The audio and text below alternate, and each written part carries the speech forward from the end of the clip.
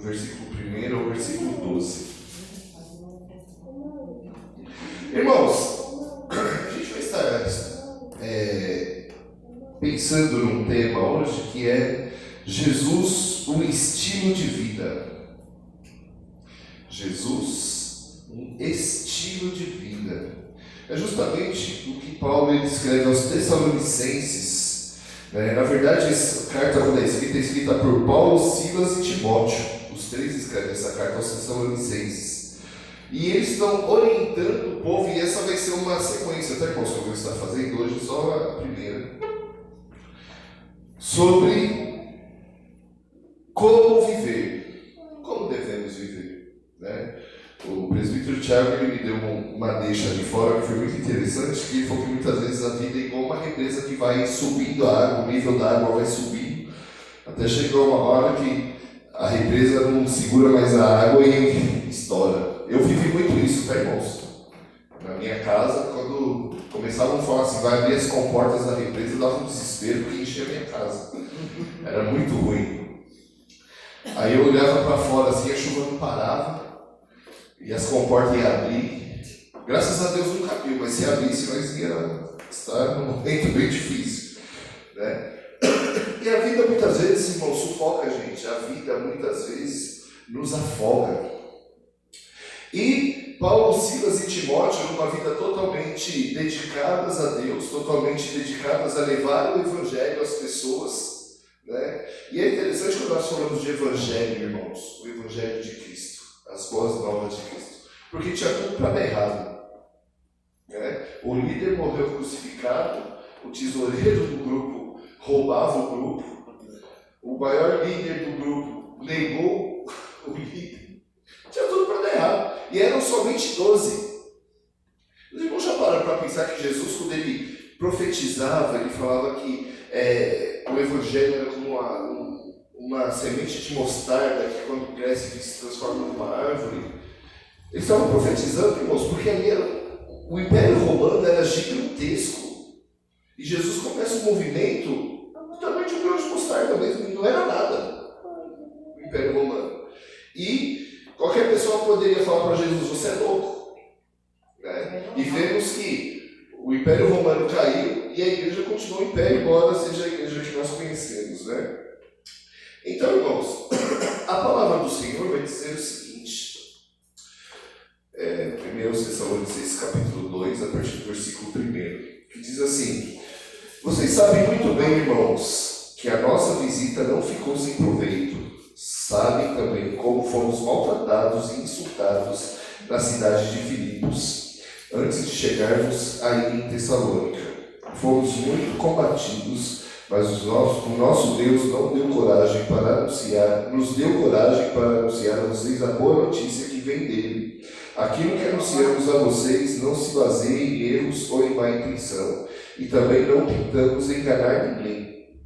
Pelo contrário, sempre falamos como Deus quer que falemos, porque Ele nos aprovou e nos deu a tarefa de anunciar o Evangelho. Não queremos agradar a pessoas, mas a Deus, que põe à prova as nossas intenções, pois vocês sabem muito bem que não usamos palavras bonitas para enganar vocês, nem procuramos tapear vocês para conseguir dinheiro.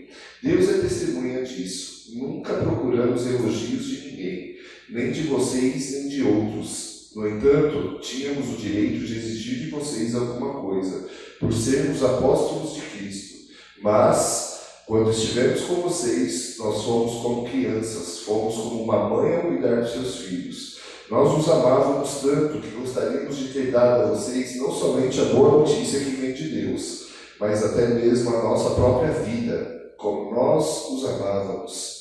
Irmãos, vocês com certeza lembram de como trabalhamos e lutamos para ganhar nosso sustento. Trabalhávamos de dia e de noite, a fim de não sermos uma carga para vocês, enquanto anunciávamos a vocês a boa notícia que vem de Deus.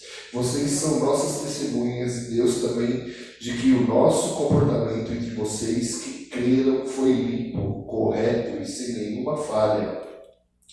Vocês sabem que tratamos cada um como um pai trata os seus filhos. Nós os animamos e aconselhamos para que vocês tivessem de uma maneira que agrade a Deus, que os chama para dele parte no seu reino e na sua glória. Amém. Amém, irmãos. Uma palavra belíssima da parte do Senhor. Então, como já falamos, vemos que Paulo, Silas e Timóteo escreve aos Tessalonicenses. E louva a Deus, irmãos, porque os Tessalonicenses levavam o Evangelho a sério. Eles levavam e viviam uma vida que realmente louvava ao Senhor. E isso é muito interessante, irmãos, porque os três eles vão escrever o seguinte: olha, em Filipos a gente foi perseguido, maltratado, escorraçado, quebraram eles. Mesmo assim, irmãos, eles não desistiram da boa notícia que vinha de Deus. Então nós vamos ver nesse texto algumas considerações a respeito de Jesus, um estilo de vida, irmãos. Jesus ele tem que ser o nosso estilo de vida 24 horas por dia, 7 dias da semana, 366 dias do ano, contando o ano bissexto, quando tem um dia a mais. Irmãos, o nosso estilo de vida não pode ser somente entre quatro paredes onde estamos agora, mas Deus nos chama para sermos verdadeiros adoradores o tempo inteiro, com tudo o que nós fazemos, com tudo. E tudo, irmãos, é tudo. Deus ele exige, eu gosto muito dessa palavra, né? O Catecismo Maior de Fé de Westminster, foi escrito, se eu não me engano, no século XVII. Deus nos chama para dedicarmos tudo a Ele. As nossas finanças, a nossa vida sentimental, a nossa vida profissional, a nossa vida familiar, a nossa vida social, o nosso modo de falar, o nosso modo de pensar, até o pensamento, irmãos. Eu gosto muito quando Paulo escreve aos Filipenses e fala, ora, né, ele vai falar sobre o pensamento, tudo que é puro, tudo que é justo, tudo que é amável, tudo que é de boa fama. Se alguma virtude há e se algum louvor existe, isso pensai. Então, irmãos, a palavra de Deus ela nos chama para até os pensamentos ser pensamentos de pureza, pensamentos de pureza. Porque tudo, irmãos, começa no pensamento. Tudo começa na nossa mente. É por isso que eu gosto de ensinar, eu tenho falado aos irmãos, que eu tenho ensinado que a verdadeira conversão é a mudança, primeiramente, de pensamento. Mudança de pensamento, mudança de sentimento e mudança de atitude. Mas tudo começa na mente, na cabeça, nas nossas decisões. O que vamos fazer ou deixamos de fazer. Irmãos, tudo começa na nossa mente e a palavra de Deus nos mostra que até o nosso pensamento deve ser de louvor ao nosso Deus. Nós sabemos que Deus sabe o nosso pensamento. Se Ele aparecesse na nossa frente, será que ficaríamos com vergonha do nosso pensamento? Isso é importante nós pensarmos. O que temos realmente vivido como Jesus, um estilo de vida. Como Jesus sendo aquele que guia a minha vida, Ele é a pauta da minha vida. A minha vida será de oração, a minha vida será de leitura da palavra e de viver a palavra. E esse viver a palavra tem muito a ver com perdão, tem muito a ver, irmãos, com os nossos relacionamentos, tem muito a ver, irmãos, com os nossos sentimentos em relação a outras pessoas, o modo que vivemos, porque, irmãos, o mundo, como nós gostamos de falar, ele envolve a nossa vida e muitas vezes tomamos atitudes que imitam o mundo. Só que a palavra de Deus nos chama para que nós sejamos modelos para eles. As pessoas olhar para a sua vida e falar, realmente essa mulher é uma mulher de Deus. Este homem é um homem de Deus.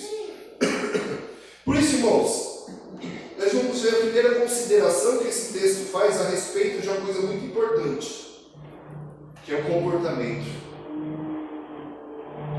Comportamento. No versículo 1 até o 6, a gente vai ver, irmão, sobre comportamento. Vai dizer o seguinte, ó, vocês sabem muito bem, irmãos, que a nossa visita não ficou sem proveito. Sabem também como fomos maltratados e insultados na cidade de Filipos, antes de chegarmos a Tessalônica. Fomos muito combatidos, mas o nosso Deus nos deu coragem para anunciar a vocês a boa notícia que vem dele. Aquilo que anunciamos a vocês não se baseia em erros ou em má intenção, e também não tentamos enganar ninguém. Pelo contrário, sempre falamos como Deus quer que falemos, porque Ele nos aprovou e nos deu a tarefa de anunciar o Evangelho. Não queremos agradar as pessoas, mas a Deus, que põe à prova as nossas intenções. Versículo 5. Pois vocês sabem muito bem que não usamos palavras bonitas para enganar vocês, nem procuramos tapear vocês para conseguir dinheiro. Deus é testemunha disso. Nunca procuramos elogios de ninguém, nem de vocês, nem de outros. Aqui, irmãos, esse pedaço dessa perícope, quando nós fazemos curso de teologia, um pedaço do texto chama-se perícope, que é o início. E essa perícope, irmãos, vai falar justamente sobre o comportamento. Daí, irmãos, eu convido a toda a igreja a se autoanalisar e perguntar, como nós vamos tomar a ceia do Senhor, como tem sido o seu comportamento? Ninguém está vendo. Eu gosto muito, irmãos, na filosofia que trabalha muito a moral e a ética, porque a diferença desses dois conceitos são bem grandes, porque a moral são as regras da sociedade. A moral são regras, né? Nós, por exemplo, não podemos, andar nu na rua, que é crime também, né? Além de ser moralmente errado, é crime, né? Eu sou casado, não posso ter a Dalila como esposa e arrumar uma namorada. Isso é uma regra da sociedade, né? Então, irmãos, o que acontece? A moral, ela está aí. A ética é aquilo que você faz com a moral. O que você faz com a moral? Né? A regra realmente é, eu estou dentro de uma loja de chocolate e a regra é, eu não posso pegar um chocolate e sair sem pagar. Claro que não. A regra é essa. Tem que pagar. Tem que pagar. Então, só que ninguém está vendo. Ninguém está vendo, ninguém sabe. O grande problema do ser humano, irmãos, é que ninguém sabe. Mas o pior de todos, quando nós erramos, quando nós pecamos, o pior de todos sabe que é o nosso Deus. Ele sabe. Quando nós erramos, quando nós falhamos, quando temos um ato falho de caráter, e a Bíblia ela vai trabalhar muito o caráter. Então, irmãos, a ética é aquilo que você não faz de jeito nenhum, mesmo se não tem ninguém olhando. Você não vai fazer. Porque a sua ética e a ética que Cristo nos mostra, porque Ele é o nosso estilo de vida, vai nos dizer, eu não vou fazer. É o nosso comportamento, como Paulo ele vai falar aqui, nós não procuramos tirar dinheiro de ninguém, não procuramos enganar ninguém, trabalhamos somente com a verdade. E como é difícil trabalhar com a verdade. Porque tão poucas pessoas, irmãos, se interessam em ler a palavra de Deus. Uma que dá bastante trabalho. E outra, quando você entende a palavra de Deus para viver essa palavra, dá mais trabalho ainda. Viver a palavra na sua essência. Naquilo que realmente interessa. Naquilo que realmente é o nosso comportamento. Irmãos, e muitas vezes falhamos. Porque a nossa ética, porque Jesus, nós podemos dizer e ficar falando que Jesus é seu estilo de vida, que Jesus é seu Senhor, que Jesus, Ele mudou a sua vida, mas se o seu comportamento não diz o que você está falando, é mentira. E 1 João capítulo 1, ele vai falar justamente sobre mentirmos para Deus. Se você diz que é da luz, só que vive na escuridão, você é da escuridão. Você faz aquilo que a escuridão gosta. Muitas vezes nós podemos pensar em pessoas, irmãos, eu convivi com muitas e muitas pessoas que só saíam de casa de noite. Muita gente fala assim, a minha vida é na noite. Porque, irmãos, ela é das trevas. Ela é das trevas. Ela não gosta da luz, ela gosta das trevas. Ela gosta da escuridão. E muitas vezes, irmãos, isso vem de encontro ao nosso comportamento. O nosso comportamento muitas vezes é de trevas. Quando nós mentimos, primeiro para Deus, depois para o próximo. Quando o nosso comportamento, irmãos, realmente não fala aquilo que realmente Jesus Cristo nos ensinou. E Ele nos ensinou muitas coisas difíceis de se viver, irmãos. Mas somos chamados a ter uma vida transformadas e que vai nessa direção de arrependimento, exatamente. Esse arrependimento é justamente, irmãos, esse caminho estreito que é difícil e que normalmente nós não queremos, porque você luta e eu luto contra mim mesmo em determinadas atitudes. Nós fazemos isso, nós vivemos isso, irmãos.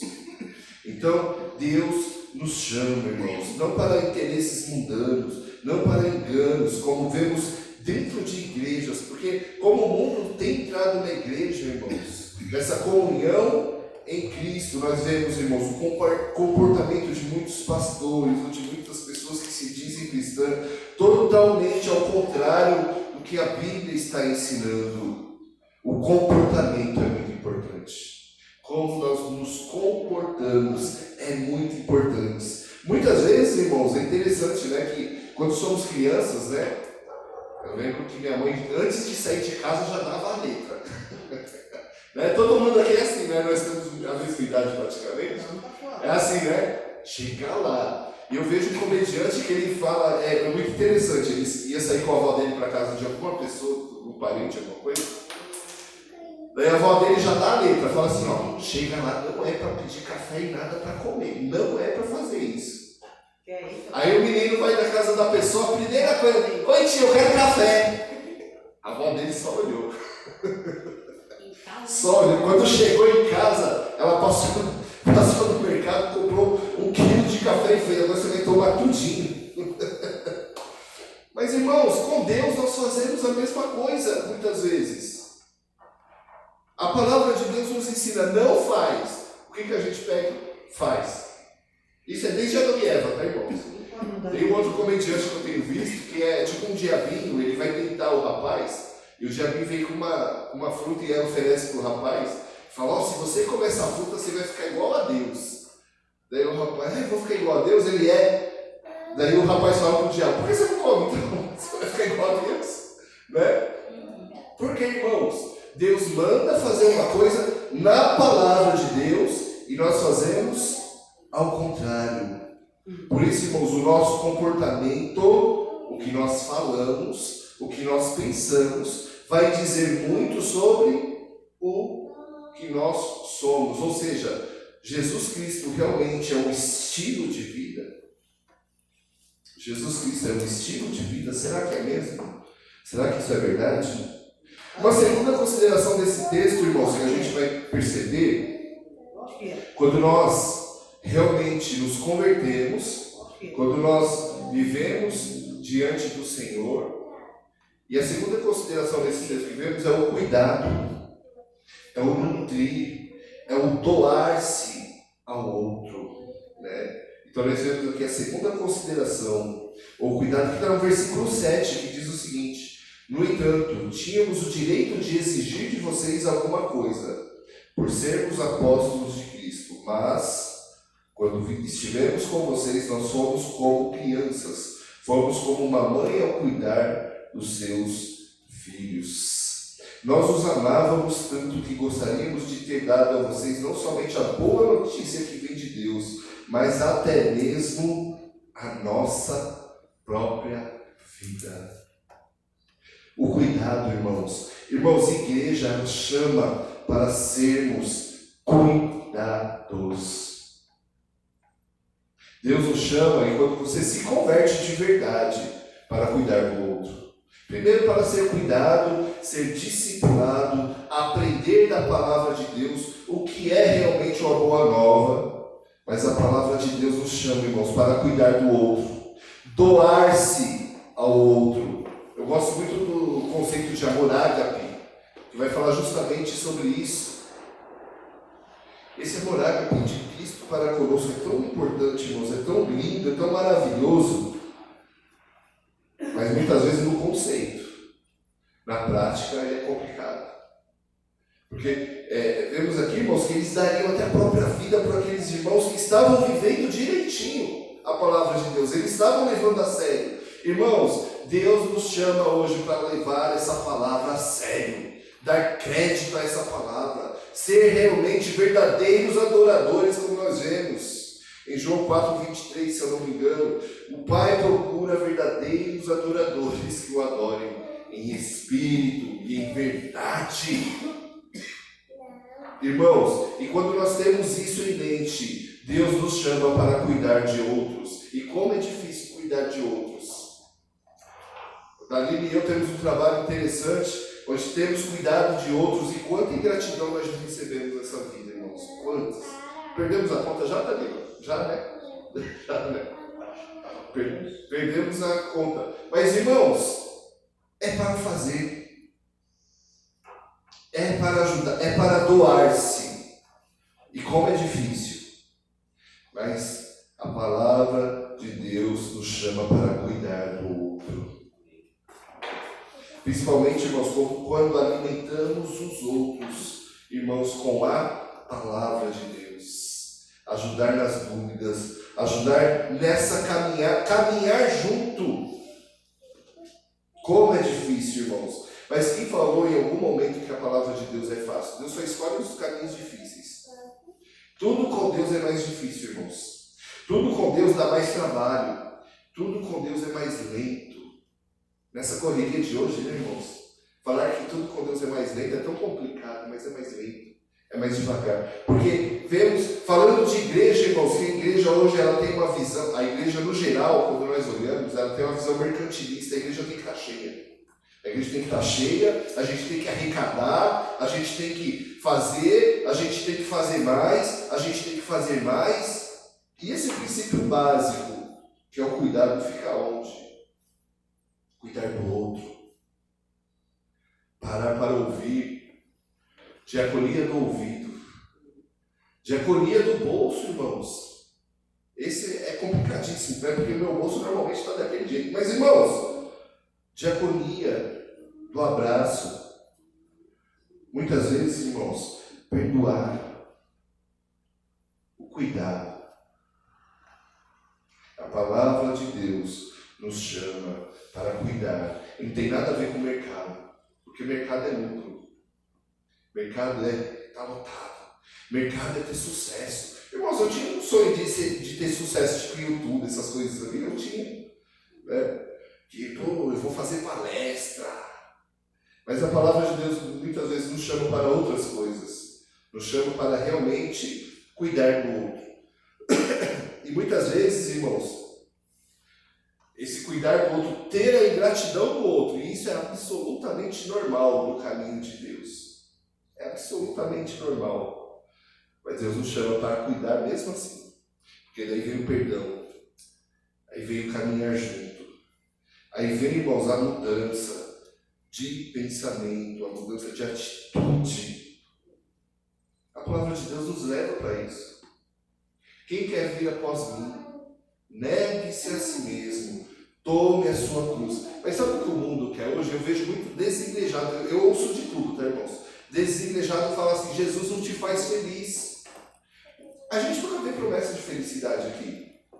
Porque o negar-se a si mesmo não te faz feliz. Tomar a sua cruz é pior ainda. O caminho de Jesus é estreito, é pior ainda.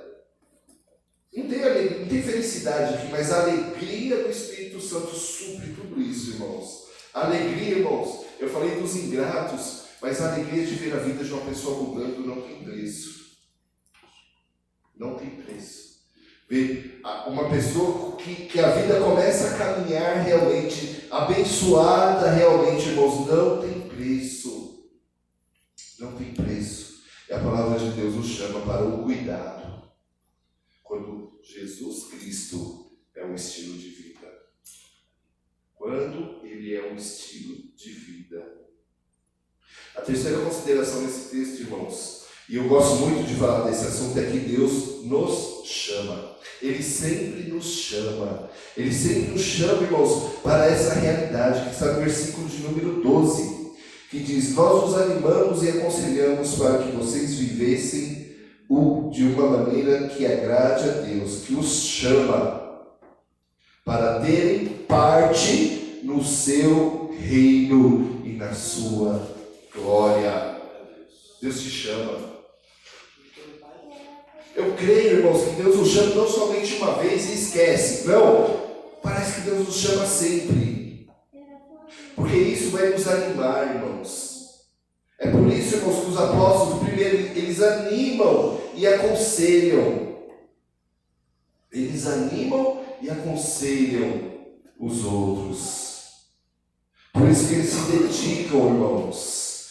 Né? Nós os animamos e aconselhamos para que vocês vivessem de uma maneira que agrade a Deus. Por quê, irmãos? Porque esse Deus te chama para ter parte, para fazer parte do reino, para fazer parte da glória dele, irmãos. Deus está nos chamando para nos dedicarmos a Ele. E tudo começa, irmãos, a base, o alicerce, e eu sempre gosto de falar isso, é a leitura da palavra e da oração. Duas coisas, irmãos, que é a base e deve ser base da nossa vida. Uma coisa que eu critico muito a nossa igreja, né? Uma coisa que normalmente eu critico aquilo que eu faço, tá, irmãos? Por exemplo, eu sempre evangelizei, sempre, né? Não é querendo me acabar, porque é para a glória do Senhor, eu sempre evangelizei, né? Mas quando eu olho em minha volta dentro da igreja, irmãos, muitas vezes eu olho e falo, é uma vida externa das pessoas. Não tem coragem, ou não tem essa pegada de falar da palavra de Deus com sabedoria. A Dalila e eu fomos discipular uma irmã essa semana, e nessa casa tinha um rapaz que começou a falar da fé dele, que ele quase morreu e tal. Nossa, e a história do cara é bonita, assim, sabe? Ele quase morreu, tinha 1% de chance de viver e viveu. Né? Uma história bonita. E quando nós começamos a falar da palavra, aí o rapaz olhou para mim e falou: pastor, você está quase me convencendo.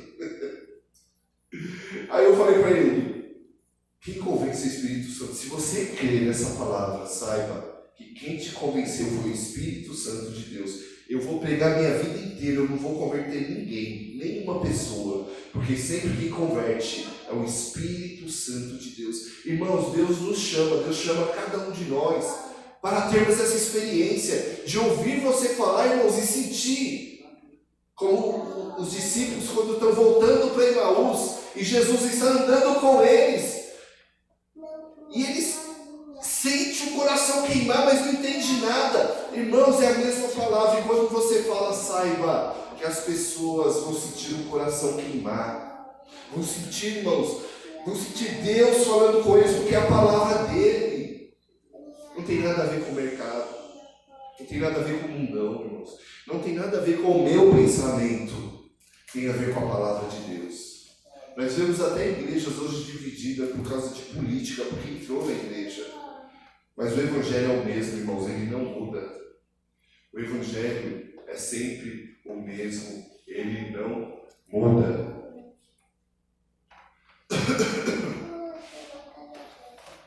Então, irmãos, nós devemos prestar muita atenção, porque Deus nos chama. Deus, ele nos chama para viver essa palavra. A palavra que transforma primeiro a nossa vida e depois nos chama para cuidar das pessoas. E depois, irmãos, nos chama para nos comportar melhor. E depois nos chama para que Jesus seja o nosso estilo de vida. Essa é a palavra, ela é imutável, ela não vai mudar nunca.